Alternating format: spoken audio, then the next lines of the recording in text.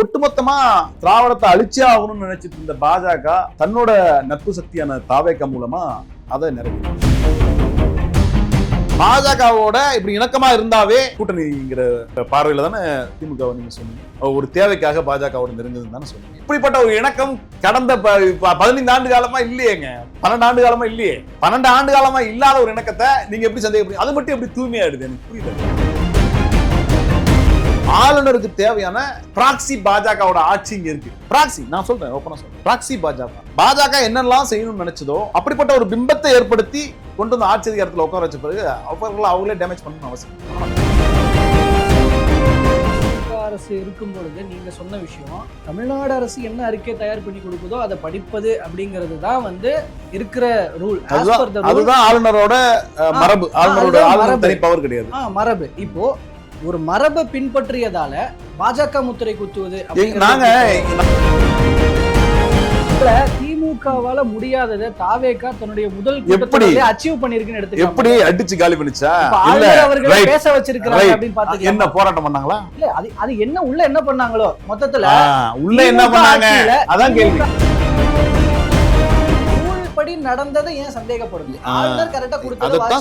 அதத்தான் சொல்றேன். நீங்க அந்த சந்தேகம் நாங்க படக்கூடாதுன்னா கிட்டத்தட்ட 14க்கு அப்புறம் 15 ஆண்டு காலம் ஆட்சியில் இருக்கிற பிரதமர் மோடி அவர்கள் அதை எல்லா மாநிலத்திலும் பொதுவாக ஒரு 5 வருஷமாவே நடந்துகிட்டு இருந்த சட்டம் ஒழுங்கு பிரச்சனைகள், போதைப் பொருள் பழக்கம், இது எல்லாத்தையும் ஒரு கவர்மெண்ட், அதுவும் புதிதாக அனுபவம் இல்லாத ஒருத்தவங்க வந்து ஒரு 40 நாளுக்குள்ள சரி பண்ணிடணும் அப்படின்னா நீங்க அதை வச்சு விமர்சிக்கிறீங்க. நாங்க விமர்சிக்கவே இல்லை. 6 மாசம் வரையும் கேள்வி கேட்க, ஆமா 6 மாதம் வரையிலும் திட்டம் சார்ந்த கேள்விகள் கேட்க மாட்டோம். ஆனால் காவல்துறை என்பது உங்களுடைய அங்கம், உங்களுடைய அரசாங்கத்தின் அங்கம். அந்த அங்கத்தை கேள்வி கேட்காம சுட்டி காட்டாம இந்த பிரச்சனை எல்லாம் அப்படி இருக்கு, இதை நீங்க கொஞ்சம் கன்சிடர் பண்ணி சீக்கிரமா முடிங்கன்னு சொல்றது வந்து தமிழ்நாட்டோட நலனுக்காக தான்.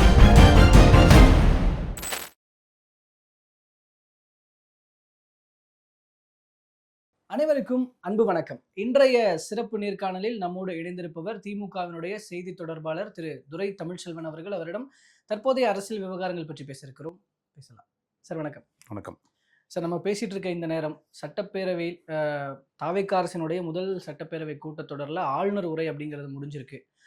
ஆளுநர் உரையின் முக்கியமான சிறப்பம்சம் நிறைய விஷயங்கள் இருக்கு. நான் அதில் முதலாவதாக தமிழ்த்தாய் வாழ்த்து பாடப்படுமான ஒரு கேள்வியை எதிர்க்கட்சிகள் உட்பட பலர் எழுப்பிட்டு இருந்தாங்க. முதலில் தமிழ்த்தாய் வாழ்த்து பாடப்பட்டிருக்கு, அதுக்கப்புறம் தான் தேசிய கீதம் பாடப்பட்டிருக்கு. ஸோ அந்த தமிழ்நாட்டினுடைய உரிமை நிலைநாட்டப்பட்டிருக்கு. ஸோ இந்த நடைமுறையிலேருந்து எப்படி பார்க்குறீங்க? பல நாள் எல்லாருக்கும் இருந்த அந்த டவுட் வந்து இன்னைக்கு பட்டவர்த்தமா வெளில வந்திருக்கு. பாஜக ஆளாத மாநிலத்துல பாஜக எப்படியெல்லாம் தொல்லை கொடுக்குன்னு எல்லாருக்கும் தெரியும். இன்னைக்கு பாஜக ஆளாத ஒரு மாநிலத்தில் இருக்கிற ஒரு கட்சிக்கு ரொம்ப எளிதா பெரியார் பத்தி, அண்ணா பத்தி, மாநில சுய உரிமை பத்தி, கல்வியை மாநில பட்டியலிருந்து மாநில பட்டியலுக்கு மாத்துவேன்னு சொல்றவர்களையும் ஒரு அரசாங்கத்தோட அறிக்கையை வந்து ஒரு ஆளுநர் வாசிக்கிறாரு அப்படின்னா 2014க்கு அப்புறம் இதான் முதல் முறை. 2014க்கு அப்புறம் ஒரு ஆளுநர் அப்படியே வாசிக்கிறார் அப்படின்னா இதான் முதல் முறை. அப்ப ரொம்ப நாளா ஒளிஞ்சிட்டு இருக்க அந்த எலிக்குட்டி வெளில வந்துருச்சு. யாரு? மாநில அரசாங்கமே இருக்கக்கூடாது, ஒட்டுமொத்தமா பாஜக தான் இந்தியாவை ஆளணும் அப்படின்னு நினைச்ச ஒரு பாஜக இன்னைக்கு தன்னோட மறைமுக சக்தியா இருக்கிற தாவேகாவோட எப்படியெல்லாம் தாவேகாவுக்கு வலிஞ்சு வந்து சப்போர்ட் பண்றாங்கன்றத இதுல இருந்து நம்ம பார்க்க முடியும். இல்ல ஆக்சுவலி இப்போ திமுக அரசு இருக்கும் பொழுது நீங்க சொன்ன விஷயம், தமிழ்நாடு அரசு என்ன அறிக்கை தயார் பண்ணி கொடுக்குதோ அதை படிப்பது அப்படிங்கிறது தான் வந்து இருக்கிற ரூல். அதுதான் ஆளுநரோட மரபு. ஆளுநரோட தனி பவர் கிடையாது, மரபு. இப்போ ஒரு மரபை பின்பற்றியதால பாஜக முத்திரை குத்துவது நாங்க எழுதி கொடுத்த எதையுமே அவங்க ஆச்சு. ஆளுநர் ரவி இருந்தாலும் சரி, இப்போ அர்லேக்கர் வந்திருக்காரு. அர்லேக்கர் கேரளாவில் என்ன பண்ணாருன்றதும் பார்க்கணும். பினராயி விஜயன் எழுதி கொடுத்தது எதையுமே அவர் படிக்க மாட்டார். அவர் தனியா ஒரு உரையை எடுத்துட்டு வருவாரு. ரவி வந்து மாநில சுயாட்சி, பெரியார், அண்ணா, கலைஞர்ன்ற வார்த்தையெல்லாம் வாசிக்க மாட்டார்.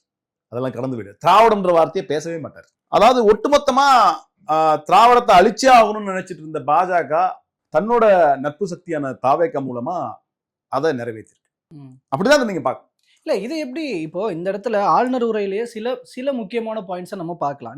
நீங்களே குறிப்பிட்டீங்கல்ல, இப்போ கல்வியை வந்து மாநில பட்டியலுக்கு கொண்டு வரதாக இருக்கட்டும், இன்னும் அதை விட கூடுதலாக பார்க்கும் பொழுது இருமொழி கொள்கையே இங்க தொடரும், மும்மொழி கொள்கையை கொண்டு வருது. இப்போ வந்து அந்த சரி இப்ப நாங்க NEP-ய ஃபாலோ பண்ணாதான் பாயிண்ட் புரியுது எனக்கு. NEP-ய ஃபாலோ பண்ணாதான் வந்து அந்த கொடுக்க வேண்டிய வர வேண்டிய தொகை வரும் அப்படிங்கிறது எல்லாமே வந்து மும்மொழி திணிப்பு இதெல்லாமே எதிரான ஒரு விஷயம், தமிழ்நாட்டுக்கு எதிரான ஒரு விஷயம்னு தமிழ்நாடு கவர்மெண்ட் சொல்ற விஷயத்த இதெல்லாம் பிஜேபிக்கு அகைன்ஸ்டான விஷயங்களை தான் தமிழ்நாடு எப்படி government பிஜேபிக்கு அகைன்ஸ்டான ஒரு விஷயத்தை பிஜேபி மத்திய அரசுக்கு படிப்பாங்க?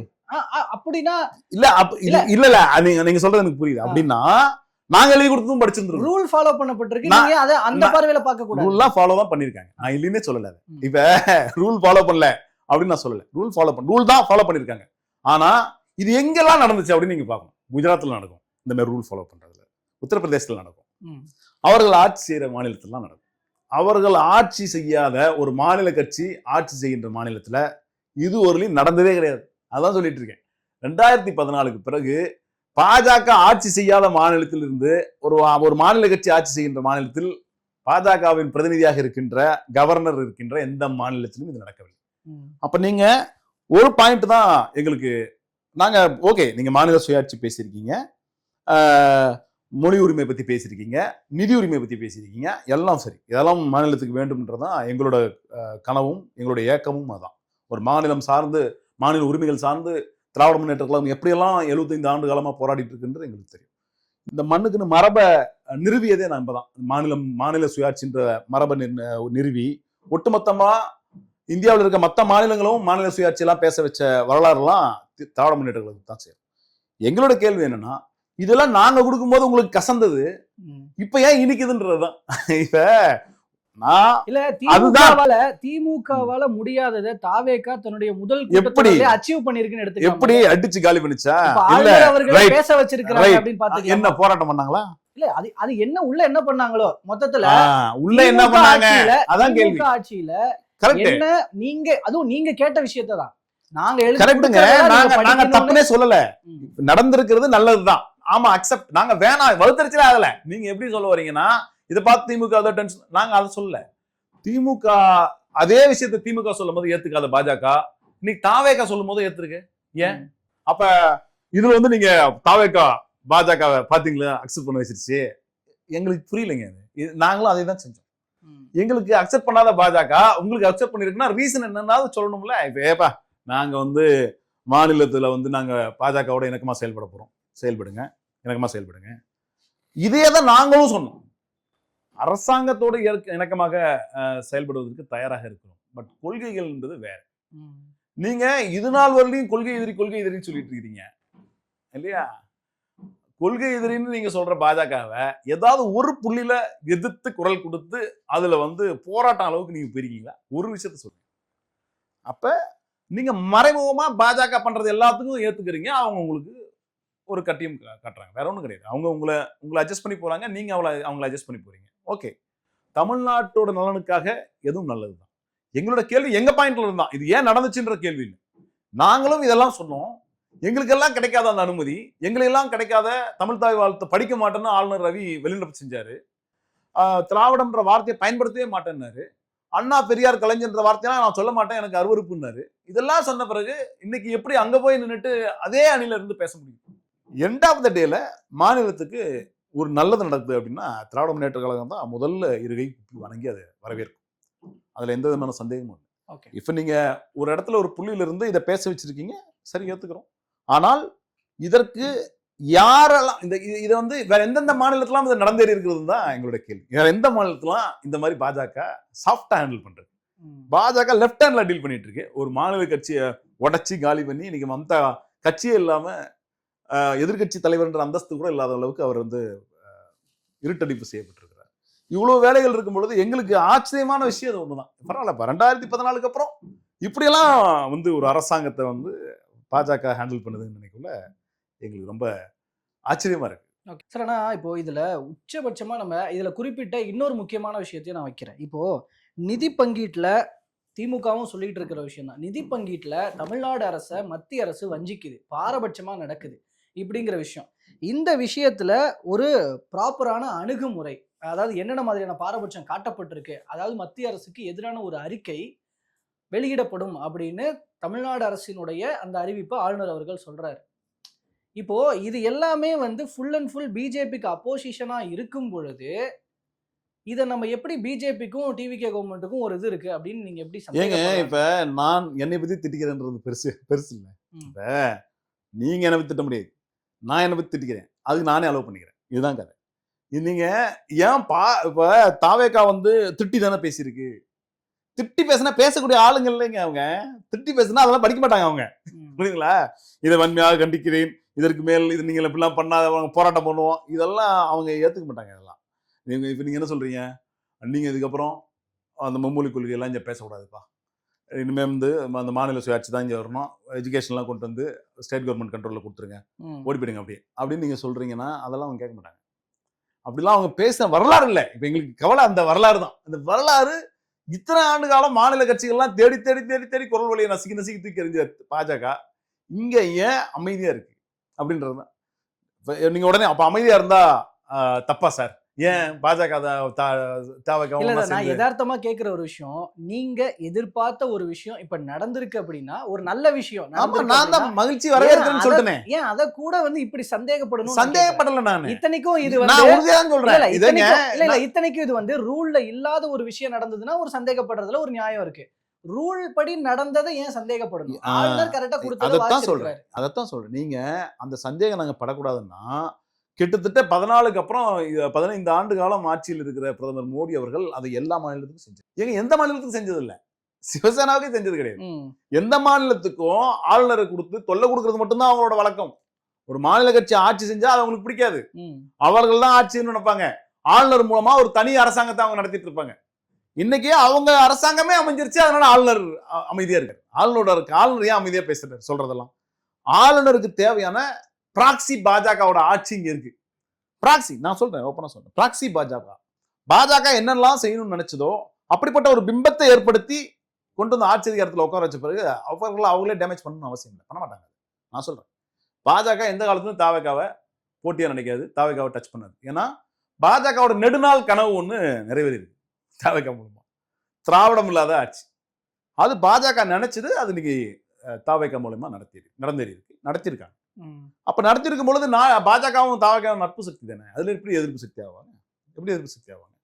அப்ப ரெண்டு நட்பு சக்தியும் சேர்ந்து இதை புரிஞ்சுக்காம அண்ணன் திருமாவளவன் போன்றவர்கள், காங்கிரஸ் போன்ற அமைப்பு, இடதுசாரி போன்ற அமைப்பெல்லாம் கூட போயிருக்கிறாங்க. இதுதான் பாஜக, இதுதான் தாவேகாவோட உண்மை முகம். இல்ல இப்ப நாங்க ஒண்ணு இல்லைங்க, நாங்க சும்மா போய் பார்க்க போனோம். இது நிதி ஆயோக் கூட்டத்தில் எங்களுடைய முதலமைச்சர் எங்க முன்னாள் முதலமைச்சர் அவர்கள் பார்க்க போனோம். நிதி ஆயோக் கூட்டத்தில் பார்க்கும்போது என்ன சொன்னாங்கன்னா, கைது தடுக்கிறதுக்காக போயிருக்கீங்களா? ஏன்னா அதுக்கு முன்னாடி போகல, நீங்க அப்ப போனீங்க. எல்லாத்துக்குமான அரசியல் காரணம்ங்கிறது வேற. இப்ப அதற்கு முன்னாடி போறதுக்கு காரணம் இருந்துச்சு, நாங்க இந்த ஒரு டேட்ல மாத்தி கொடுங்கன்னு கேட்டிருந்தோம். அந்த டேட்ல அவங்க வைக்க விரும்பல. அப்புறம் எங்களுக்கு இங்க தனிப்பட்ட அரசு நிகழ்ச்சி இருந்ததுனால அதை அவங்களுக்கு தகவல் சொல்லியிருந்தோம். அதுக்கு போகாதான காரணம் இருந்தது. வாய்ப்பு கிடைக்கும் போது நாங்க போனோம். அப்ப நீங்களே சொல்றீங்க, அப்ப அதுக்கு முன்னாடி போல, அப்ப போனீங்கன்னா நீங்க போய் கைது வேணாம்னு சொல்லிட்டு வந்துட்டீங்க, ரைட்டா? இப்ப நீங்க இப்ப போனீங்கல்ல, நாங்க உண்மை சரிங்க நீங்க சொல்றபடி கேட்போம். அப்ப போனா கைது வேணாம்னு சொல்லிட்டாங்கன்னா, பாஜகவோட இப்படி ஒரு தொடர்பு வச்சிருந்தாவே அதுக்கு உள்நோக்கம் இருக்குல்ல. அப்ப பாஜக இல்லாத ஒரு மாநில கட்சி இல்லாத ஒரு கட்சி வந்து ஆட்சி செஞ்சுட்டு இருக்கிற மாநிலத்துல பாஜக சாஃப்டா ஹேண்டில் பண்றது எப்படி பாப்பீங்க? இல்ல இது பதில் சொல்லணும் கோபி. இப்ப அவரை பார்க்க போனாவே இல்ல சார், இப்போ நான் முடிச்சிடுறேன், இந்த வருஷம் போகல, அதை டைவர்ட் பண்ணுங்க அப்புறமா நான் சொல்றேன். அதுக்கு தான் வரேன் நான். இப்போ இது வேற அது வேற, நான் முடிக்கிறேன். நான் முடிச்ச வருஷம் பொறுப்பேற்று இருக்கு, ரைட்? இந்த வருஷம் நடந்த நிதி ஆயோக் கூட்டத்துக்கு போகல, அடுத்த வருஷம் போறாங்க, நடுவுல ஏதோ ஒரு பிரச்சனை நடந்திருக்கு, அந்த இடத்துல பிஜேபி கிட்ட லாக் ஆயிட்டாங்கன்னா நிதி ஆயோக் கூட்டம் வந்து அந்த கான்செப்ட் வேற, மாநில அரசுகள் அந்த கான்செப்ட் வேற. நான் சொல்ல வரது வேற. நான் என்ன சொல்ல வரேன்னா, பாஜகவோட இப்படி இணக்கமா இருந்தாவே அதுக்கு வந்து கூட்டணிங்கிற பார்வையில தானே திமுகவை நீங்க சொன்னீங்க. இல்ல திமுக ஏதோ ஒரு தேவைக்காக பாஜகவோட நெருங்குதுன்னு தானே சொன்னீங்க. இப்படிப்பட்ட ஒரு இணக்கம் கடந்த 15 ஆண்டு காலமா இல்லையேங்க, 12 ஆண்டு காலமா இல்லையே. 12 ஆண்டு காலமா இல்லாத ஒரு இணக்கத்தை நீங்க எப்படி சந்தேகப்படுறீங்க? அது மட்டும் எப்படி தூய்மையாயிடுது? எனக்கு புரியல. அதுக்கு தயவு செய்து எக்ஸ்பிளைன் பண்ணுங்க. அதாவது நிதி ஆயோக் கூட்டம் மாநிலம் சார்ந்த உரிமை, நாங்க பேச போனா அதுக்கு வேற பிம்பம். இதே இப்ப இருக்க முதலமைச்சர் பேச போனா அதுக்கு வேற பிம்பம். திமுக ஆன்டி பாஜக எடுத்தா அதுக்கு வேற பிம்பம். திமுக மாநிலம் சார்ந்து பேசினா, மத்திய அரசோட இணக்கமா பேசினா அதுக்கு வேற பிம்பம். இல்ல அதுக்கு ஏன்னா- இல்ல சார், அந்த பிம்பம் பாஜகவோட இணக்கமா செயல்பட போகுது, மத்திய ஒன்றிய அரசாங்கத்தோட இணக்கமா செயல்பட போகுதுன்னு தாவேகா சொன்னா அதுக்கு வேற பிம்பம். இல்ல அதுதான் இந்த அதுக்கான பிம்பம் காரணம் தான் என்னன்னா வலிய வந்து நான் எல்லா சொல்றேன். மீடியா, நான் சொல்றேன் முடிச்சிடறேன். இல்ல அதுக்கான இந்த காரணம் பிம்பம் என்னன்னா தான் வலிய வந்து எல்லா மீடியாவிலும் கட்டமைக்கப்பட்டது. இல்ல என்ன கட்டமைக்கப்படுது? அதுக்கான காரணம் என்னன்னா திமுக அமைச்சர்களின் மீது வழக்குகள் இருந்தது. இப்போ தாவேக்கால இருக்கிறவங்க மேல பெருசா எந்த வழக்குகளும் இல்ல. ஏன்னாங்க அப்போ வழக்குகள் இருக்கும்போது இப்ப- போக வேண்டிய இப்ப- சமரசம் செய்து கொள்ள வேண்டிய தேவை இருந்தது. இப்ப போயிருக்கிறாரு. இப்ப அப்படிப்பட்ட தேவை இல்ல இல்ல. இப்ப எங்க அண்ணன் செங்கோட்டையன் போயிருக்காரு, அமைச்சரா இருக்காரு. அவர் மேல வந்து கிரிமினல் கன்விக்ஷன் இருக்கு தெரியுமா?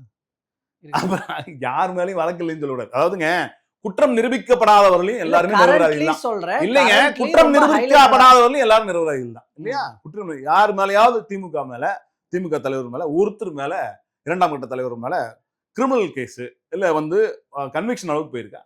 கன்விக்ஷன் அளவுக்கு இந்தியாவிலேயே ஒரு முதல்வர் வந்து கன்விக்ஷன்ல போனது ஊழல் வழக்குல நம்மளுடைய முன்னாள் முதல்வர் அம்மையார் தான். அப்ப நீங்க திமுக மேல வலியே வந்து கட்டப்படுற பிம்பங்கள்ல இது ஒண்ணு என்னன்னா, குடும்ப அரசியல், ஊழல், வேற எதுவுமே சொல்ல முடியாதுங்க. திட்டம் சார்ந்து சொல்ல முடியாது. திட்டம் சார்ந்து சொல்றது கஷ்டம். ஏன் கஷ்டம்? விசிபிளா பார்க்கலாம். விசிபிளாவே திட்டம் சார்ந்து தமிழ்நாடு முன்னேற்றத்துல திமுக முக்கிய பங்கு இருக்குன்னு சொல்லலாம். ஆனா திமுக மேல எளிதா என்ன குறை சொல்ல முடியும்னா, குடும்ப அரசியல் சொல்லிடலாம், அப்புறம் வந்து ஊழல் சொல்லிடலாம். Okay. ஊழல் சொல்லலாம், அது எளிது, அந்த பாயிண்ட் எளிதுன்றதுனால அது சொல்லிட்டே இருக்கீங்க. யாராவது இப்ப நீங்க கட்டாயம் இவ்வளவு பெரிய ஊழல் நடந்திருக்கு, எல்லாத்துலயும் ஊழல்ன்ற வார்த்தை பினான்ஸ் மினிஸ்டர் சொல்றாரு. அப்படி ஒரு ஊழல் வந்து ஒரு அரசாங்கம் பண்ணிருக்குன்னா, அந்த இப்ப இருக்கிற அந்த அரசாங்கத்துல அதுல பங்கு இருக்குன்னு தானே அர்த்தம். அதோட நீட்சி தானே இந்த அரசாங்கம். அப்ப இப்ப அந்த அதிகாரிகள் யாரு? அவர்கள் ஏன் கைது செய்யப்படல? நீங்க வெள்ளை அறிக்கையிலேயே வந்து கொடுக்குறீங்க அரசாங்கத்துல ஊழல் நடந்திருக்குன்னு ஒரு அமைச்சர் சொல்றாருன்னா, அதாவது வருமானம் டைவர்ஸ்ஃபைட் ஆயிருக்கு, ஊழல் நடந்திருக்கலாம்னு சொல்லலாம், அது வேற. ஆனா ஊழல் நடந்திருக்கு அப்படின்னு ஒரு இது வரலையும் கிட்டத்தட்ட 8 வெள்ளை அறிக்கை கொடுத்துருக்காங்க. 9 வெள்ளை அறிக்கை கொடுத்துருக்காங்க. இந்த வெள்ளை அறிக்கையிலே வரலாறுலே இல்லாத ஒரு அறிக்கை இந்த வெள்ளை அறிக்கை தான். என்னன்னா, வலி வந்து அரசாங்கமே சொல்லுது ஊழல் நடைபெற்றிருக்கு. சரி, யாரு உங்க ஆட்சியில ஊழல் நடந்திருக்கு? துறை சேர்ந்தாங்க. துறை சேர்ந்தாங்க சார். இப்ப அதுக்கான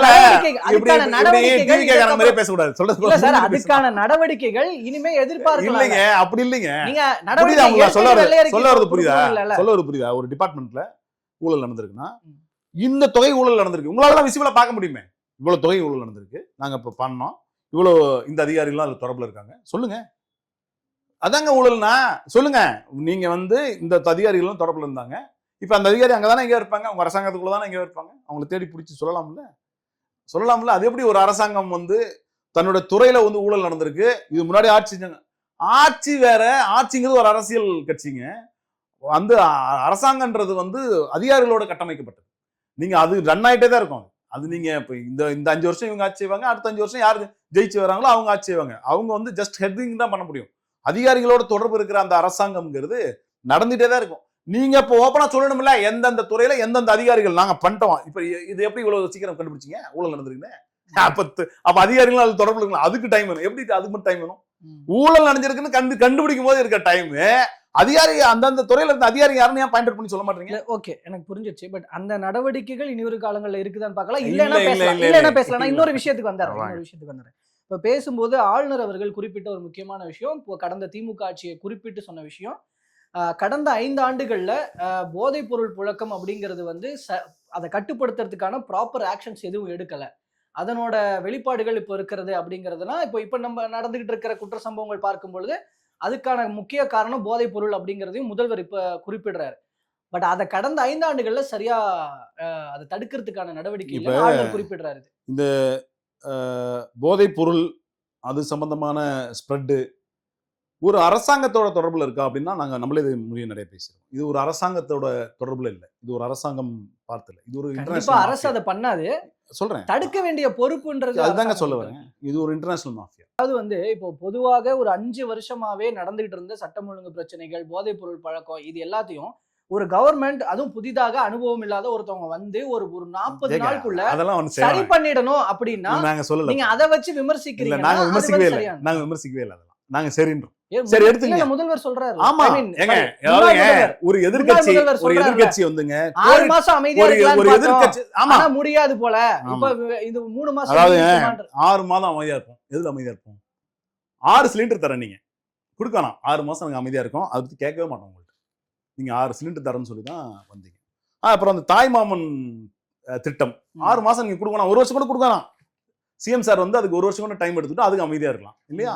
அது அமைதியா தான் இருந்தோம். ஏன்னா அதுக்கு அது திட்டம் சார்ந்து பணிகள் நிறைய இருக்கு. அப்ப இந்த இந்த 2 திட்டம் இல்லாம 2500 ரூபாய் மகளிர் உரிமை தொகை வந்து 2500 ரூபாய் உயர்த்தி சொல்லப்படும். அப்புறம் இந்த 4000 ரூபாய் படித்த இளைஞர்களுக்கு கொடுக்க வேண்டிய தொகை, இதெல்லாம் நீங்க டைம் எடுத்துக்கங்க. டைம் எடுத்துட்டு கொடுங்க. அதுக்கு ஒரு 6 மாசம் 1 வருஷம் நாங்க அமைதியா அதை பத்தி கேட்க மாட்டோம். சட்டம் ஒழுங்குங்கிறது உங்க கவர்மெண்டோட இன்பில்ட்ல இருக்கிற ஒரு விஷயம். உங்களோட நேரடி கட்டுப்பாட்டுல இருக்கிற அரசாங்க அதிகாரிகள், அதாவது காவல்துறை அதிகாரிகளை கொண்ட ஒரு குழுவோட தலைவர் நீங்க. ஒட்டுமொத்தமா காவல்துறை உங்களோட காவல்துறையோட ஒட்டுமொத்தமும் உங்களோட கண்காணிப்புல உங்களுக்கு கீழே இருக்கு.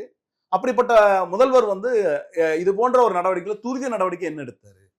துரித நடவடிக்கை என்ன எடுத்தாருன்னு நாங்க கேட்கிறோம். ஒண்ணும் இல்ல. கும்மிடிப்பூண்டில ஒரு 2 நாளுக்கு முன்னாடி ஒரு 3 வயது பெண் குழந்தை வன்புணர்வு செய்யப்பட்டு கொலை செய்யப்பட்டிருக்கு. அதற்கு இவங்க எடுத்த ஆக்ஷன் என்ன? பொதுமக்கள் தான் அவனை வந்து கைது பண்ணி அந்த அரக்கனை காவல்துறையிட்ட ஒப்படைச்சிருக்காங்க. அப்ப இந்த சிங்கப்பெண் திட்டம்ன்றது ஒரு கேள்விக்குரியாது. இதுதான் எங்களோட கேள்வி. எங்களோட கேள்வி ஃபுல்லா ஸ்ட்ராட்டஜிக்கல் வைஸ் தான். ஏன் இப்ப சிங்கப்பெண் திட்டம்னு ஒண்ணு கொடுத்தீங்க? அப்ப சிங்கப்பெண் திட்டம்ன்றதோட நோக்கம் என்ன?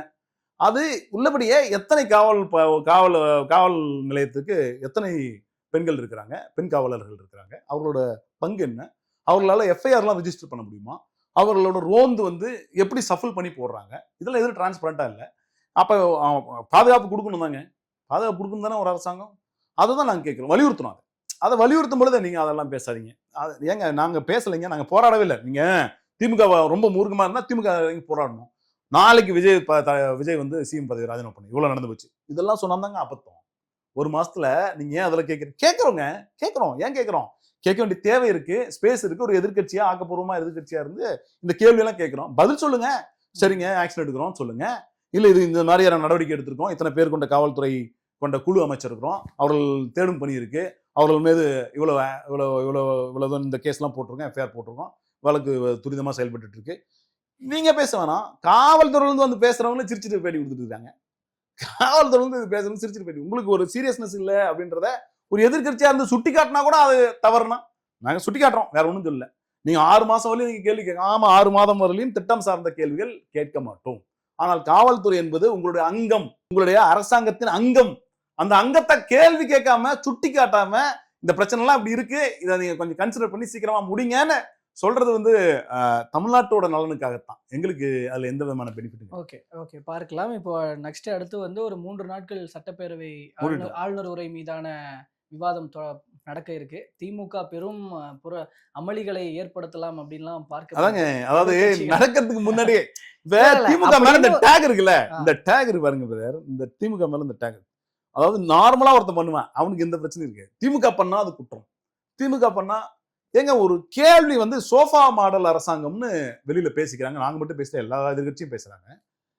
சோஃபாக்களோட இருக்கைகளோட எண்ணிக்கை 4, 5ன்னு அதிகமாயிட்டே போகுது. அதுதான் ஜனநாயக சோஃபான்னு சொல்லி. என்ன ஜனநாயக சோஃபா? என்ன ஜனநாயக சோஃபா? எனக்கு புரியல. சோஃபாலே ஜனநாயக சோஃபா, டெரரிஸ்ட் சோஃபா, இல்ல மிலிட்டரி சோஃபாலாம் தனியா இருக்கா? என்ன டெமோக்ராட்டிக்கு மிலிட்டரிக்கு எல்லாம் தனித்தனி சோஃபா வச்சிருக்காங்க. எங்களுக்கு நீங்க அந்த எங்களுக்கு அது தெரியாதுங்க. நீங்க தான் சோஃபா கொடுத்து எங்களுக்கு அது கண்ணில் காமிச்சிங்க. எங்களுக்கு அதுல இருந்தா நாங்க அதை கேள்வி கேட்கிறோம். நீங்க சும்மா இருக்கவங்கள நாங்க கேள்வி கேட்ட மாதிரி எல்லாம் பேசிட்டு இருக்கீங்க. அந்த சோஃபா முதல்ல சிவி சண்முகம் வீட்டுக்கு ஏன் போச்சு, வேலுமணி வீட்டுக்கு ஏன் போச்சுன்றதெல்லாம் எங்களோட கேள்வி. அப்ப அந்த கேள்வியோட தொடர்ச்சி தான் சோஃபா மாடல் அரசுன்னு உங்களை விமர்சிக்கிற அளவுக்கு ஒரு பாயிண்ட்டை நீங்க தான் கொடுத்துருக்கீங்க. அப்ப குதிரை பேரம் நடந்திருக்கு, குதிரை பேரம் நடந்தது மூலமா ஒரு 4 இன்னமும் தொடர்ற திருமாவளவன் அவர்கள் அதுக்கெல்லாம் பதில். எங்க கூட்டணியில அவர் தொடரலையே, அவர் தான் போயிட்டாருன்ட்டாரு. அவரு எங்க கூட்டணியில் இல்ல. என்ன வந்து இன்னொரு கட்சியில ஆட்சி அதிகாரத்துல இருக்கும்போது எப்படி எங்க கூட்டணியில் இருப்பார்? இன்னொரு கட்சியில வெளியில இருந்து ஆதரவுனா அது எங்களோட கூட்டணி நாங்க சொல்லலாம். அவர் வந்து இல்ல திமுக வந்துருச்சா? திமுக அந்த நிலைமைக்கு வருது, அவரோட அதிகாரம் முடிவுக்கு வந்துருச்சாங்க. திமுக அந்த முடிவுக்கு தள்ளப்பட்டிருக்கு, வரல. அதாவது அவர்கள் ஆட்சி அதிகாரத்தில் பங்கில் இருக்கிறவர்களையும் அவர்கள் தாவேக்கோட கூட்டணி தான். அவர்கள் எங்களோட கூட்டணியில் இருந்துட்டு எப்படி ஆட்சி அதிகாரத்தில் பங்கில் இருக்கு? வெளியில இருந்து ஆதரவு நீங்க தோழர்களை கேட்கலாம், இடதுசாரிகளை கேட்கலாம். நீங்க அவங்க வெளியில இருந்து ஆதரவு கொடுக்குறாங்க. ஒருவேளை அவங்க திமுக கூட்டணியில் இருக்காங்களா? அது கூட வீரபாண்டியன் போறவர்கள் வந்து நிராகரிச்சிருக்காங்க. திமுக கூட்டணி ஒன்று இல்லைன்னுலாம் சொன்னாங்க. நாங்க மக்கள் சார்ந்து செயல்படுறவங்க, மக்களுக்காகவே களத்தில் இருக்கிறவங்க, எங்க கூட்டணியில யார் இருக்கிறாங்கன்றதை பார்த்துட்டு நாங்க இயங்குற இயக்கம் இல்லை. யார் இருந்தாலும் இல்லைனாலும் திமுக இன்னும் மீண்டும் ஒரு இறுதி புள்ளியில் சொல்லிவிட்டு நகர்கிறேன். திமுக ஆரம்பிக்கப்பட்ட ஆண்டுகளிலிருந்து எதிர்கட்சியாக இருந்தது தான் அதிகம். அப்ப எதிர்க்கட்சியா இருக்கும் பொழுதுதான் மாநிலத்துக்காக நாங்கள் கொடுக்கின்ற குரல் இன்னும் வலுவாக இருக்கும். அப்ப மாநிலம் சார்ந்து மக்கள் சார்ந்து குரல் கொடுப்பது மட்டுமே எங்களுடைய வேலையாக இருக்கும். வேற ஒன்றும் நீங்க உடனே இது டிவிக்கு எல்லாமே டிவிக்கு குறை சொல்றீங்களா அப்படின்லாம் நீங்க அந்த புள்ளிக்கெல்லாம் நகர்ந்து போக தேவையில்லை. அவர்களோட முடிவுகள் சார்ந்து சட்டம் ஒழுங்கு சார்ந்து எங்களுடைய குரல்கள் இருக்கும். இதுதான் நீங்க கிட்டத்தட்ட 4 சட்டமன்ற உறுப்பினர்கள் வந்து 5 சட்டமன்ற உறுப்பினர் தங்களுடைய பதவியை ராஜினாமா செய்திருக்கிறார்கள். 21 சட்டமன்ற உறுப்பினர் 25 சட்டமன்ற உறுப்பினர் வழியே போய் தாவேகாவுக்கு ஆதரவு தெரிவிச்சாங்க. அவர்கள் மேல நடவடிக்கை எடுக்கணும்னு சொன்னார் பழனிசாமி. அதை இப்போ திருப்பி வேணான்ட்டாரு. அப்ப அவங்க மேல வந்து அந்த ஓட்டெடுப்புல கலந்துகிட்ட அந்த 25 பேர் ஏன் கலந்துக்கிட்டாங்க? இது சார்பாலாம் இந்த அரசாங்கம் விளக்கணும் எங்களுக்கு. அதுதான் எங்களோட கேள்வி. எங்களோட கேள்வி என்னன்னா, திடீர்னு அதாவது 12 நாள்ல என்னங்க ஒரு சட்டமன்ற உறுப்பினராக தேர்ந்தெடுக்கப்பட்டவர் 12 நாட்களில் 4 பேர் கீழே ராஜினாமா பண்றாங்க, மேல போய் அமைச்சரை பார்த்து கட்சியில சேர்ந்துக்கிறாங்க. அடுத்து வைக்கவும் பண்ண போறாராமே இந்த 2 அது அவரோட முடிவு. அது அவரோட MLA முடிவு. ஏன்னா அவர் போற மாதிரி இருந்தா கட்டாயம் ராஜினாமா பண்ணிட்டு தான் போகணும். ஏன்னா அவர்கள் உதயசூரியன் சின்னத்தில் ராஜினாமா பண்ணிட்டு தான் உதயசூரியன் சின்னத்திலிருந்து வெற்றி பெற்றிருக்கா அவரோட முடிவு. அப்புறம் வைகோ போன்ற அரசியல் நபர்கள் திமுக இறங்கு முகத்தை சந்திக்க ஆரம்பிச்சு எதுக்கு இவர்கள் இருந்ததுனாலதான் ஏறுமுறம்னு நினைச்சிட்டு இருக்கீங்க. அப்ப இவங்க இருந்தா எல்லாம் ஏறுமுறம்னா திமுக ஆட்சியில இருந்திருக்கணும். நான் சொல்ல புரியுதா? இப்ப திமுக 25 கூட்டணிகளோட திமுக ஆட்சி அமைஞ்சது. ஆட்சியில இருந்தாதான் இவர்களோட பலம் வந்து எங்களுக்கு இருக்கிறதா அர்த்தம். இது வந்து ஒரு சினிமா சூறாவளி நடந்திருக்கு. இதுல போய் நீங்க அவங்க போனதுனால எங்க பலவீனம் ஆயிட்டோம். இவங்க எல்லாம் இருந்தா நாங்க பலமா தானே இருக்கணும். புரிஞ்சுங்களா? இவங்கெல்லாம் இருந்தா பலமா இருக்கணும். நாங்க ஏன் அப்புறம் நாங்க ஆட்சிக்கு எடுத்துட்டு இறங்கலாம்? அப்ப இவர்களால எந்த பிரயோஜனமும் நமக்கு கிடையாது. நாங்க மக்கள் சார்ந்து நிக்க போறோம், மக்கள் சார்ந்து செயல்பட போறோம். ஓகே, பார்க்கலாம். இன்னும் அடுத்தடுத்து நடக்கிற விவகாரங்கள் பற்றியும் பேசலாம் சார். தற்போது வரைக்கும் பல்வேறு தகவல்கள் மற்றும் கருத்துக்களை பகிர்ந்து கொண்டமைக்கு ரொம்ப நன்றி. நன்றி.